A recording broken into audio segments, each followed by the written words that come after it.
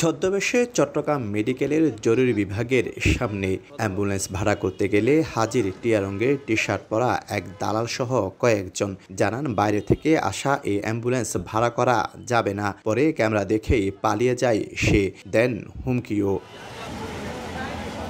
পরে রোগীর স্বজন সেজে কয়েকজনকে পাঠানো হয় অ্যাম্বুলেন্স ভাড়া করতে।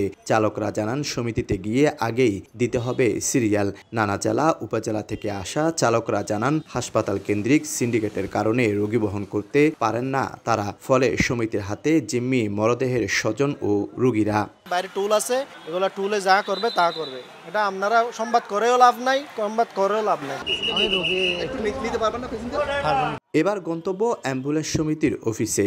সেখানে দেখা মিলে টি-শার্ট পরা ওই দালালের। নিয়ম অনুযায়ী ভাড়ার তালিকা টাঙানোর কথা থাকলেও নেই। রোগীর স্বজনরা বলছেন নানা কৌশলে হাতিয়ে নিচ্ছে বেশি টাকা। 22,000 টাকা বলছে। শায়েস্তাগঞ্জ। এমনি ভাড়া 15,000 হবে। আমাদের বাধা দেওয়ার কোনো সুযোগ নেই। আমরা বাধা দিব কেন? আপনার ইচ্ছা, আপনি যেখান থেকে ইচ্ছা সেখান থেকে গাড়ি নিতে পারেন।